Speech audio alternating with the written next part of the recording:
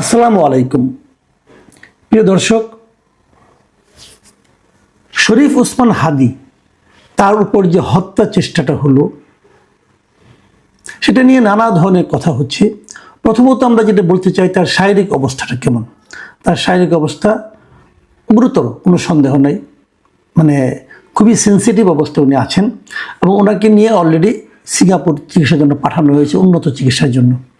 এটা করে সরকার এক ধরনের দায় মোচনের চেষ্টা করেছে।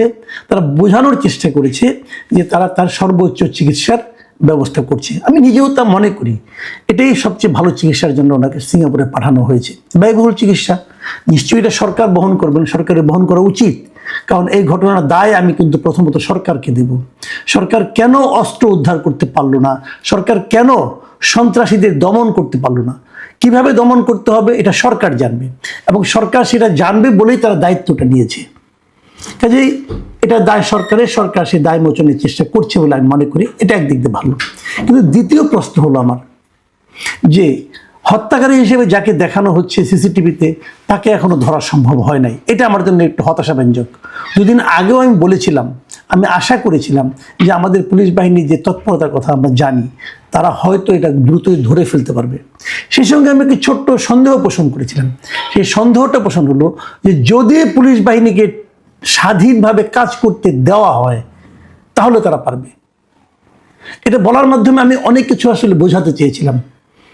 আমার ধারণা আপনারা সবাই সেটা বুঝেছেন। যতই দিন যাচ্ছে আমার কাছে ওই বিষয়গুলি যেন স্পষ্ট হয়ে ধরা দিচ্ছে। আমি একটা কথা বলি, দেখুন, যিনি হত্যাটা করিয়েছেন অথবা করিয়েছেন তারা তো জানেন যে এই হত্যা তো নয়, হত্যা প্রচেষ্টা, যিনি গুলি করিয়েছেন তারা কি জানেন না এর পরিণতি কি হতে পারে, ধরা পড়লে কি হতে পারে? ধরা যাক, যদি ওই হত্যা প্রচেষ্টাকারী গুলি যে করেছিল, গুলি বর্ষণকারী যদি ধরা যায়, নিশ্চয়ই জানা যাবে তাকে কে পাঠিয়েছে এই কাজটা করার জন্য, জানা যাবে। কাজে এটা তো রিস্কি ব্যাপার। এত বড় একটা রিস্ক তারা নিলেন কেন? দেখুন, এটা কিন্তু আম জনতার উপর হত্যার প্রচেষ্টা হচ্ছে না, এটা এমন একজন ক্যারেক্টারের উপর হচ্ছে যাকে আমার বিবেচনা, আমি তো আগেও বলেছি যে জুলাই আন্দোলনে যারা সামনের মুখ ছিল, সেই মুখদের মধ্যে আমার কাছে ওসমান হাদিকে আমি সবচেয়ে বেশি অনেস্ট বলে মনে করেছি। আগেও করতাম, এখনো করি। কিন্তু সেরকম একটা লোককে যখন কেউ হত্যা প্রচেষ্টা করে, তার উপর যখন গুলি চালায়, হত্যার জন্যই গুলি চালিয়েছিল, তারা ভাবেনি যে বেঁচে যাবে। যারা গুলি চালায় তাদের অনেকগুলি উদ্দেশ্য থাকে। কিন্তু অনেকে বলে না যে এক ঢিলে দুই পাখি, আমি তো বলি এখানে এক ঢিলে কয়েকটা পাখি শিকারের চেষ্টা করা হয়েছে।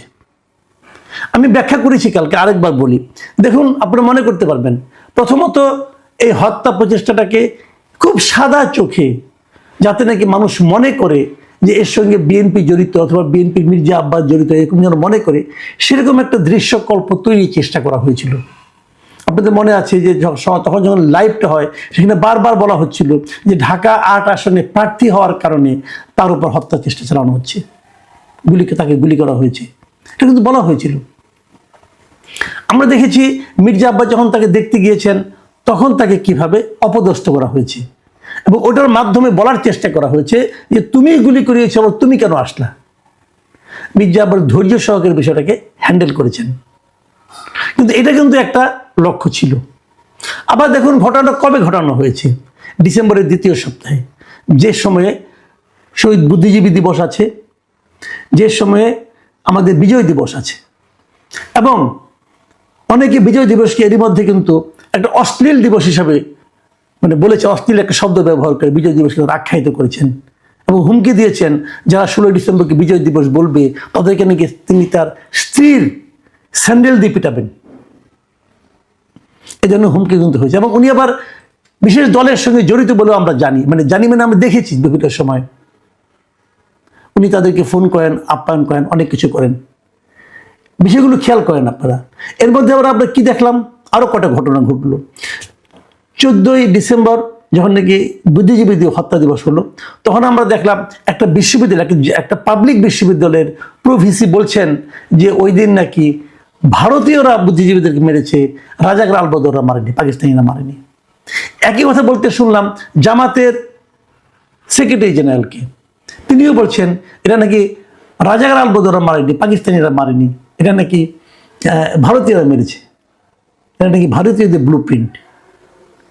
হতে পারে, প্রমাণ সাপেক্ষে আপনি প্রমাণ করবেন, কিন্তু আমরা এরই মধ্যে জানি, গত এত বছর ধরে আমরা জানি যে এই বুদ্ধিজীবীদের যারা হত্যা করেছিল, যারা বাড়ি থেকে ডেকে নিয়ে গিয়েছিল, তাদের অনেকেই কিন্তু ওই ফ্যামিলির লোকজনের কাছে পরিচিত ছিলেন এবং ওই ফ্যামিলির লোকের উপরে সাক্ষ্য দিয়েছিলেন যে ওরা ওরা ওরা ওরা এদেরকে ডেকে নিয়ে গিয়েছিল।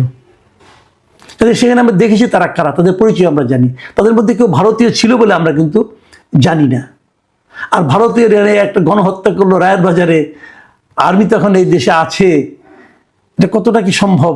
এটা কিন্তু যেহেতু উনি বলেছেন, আমি আমি আমি জামাতের সেক্রেটারি জেনারেলকে আমি অবশ্যই গুরুত্ব দেবো, উনি একজন গুরুত্বপূর্ণ ব্যক্তি। উনি যখন বলেছেন, নিশ্চয়ই আমি ওনার কাছ থেকে আশা করব আপনি কিছু তথ্য প্রমাণ আমাদেরকে দিবেন, আজগুবি কথা বলবেন না, তথ্য প্রমাণ দিবেন। আমার তথ্য প্রমাণ ওদের কাছ থেকে প্রত্যাশা করবো খুব শিগগিরই।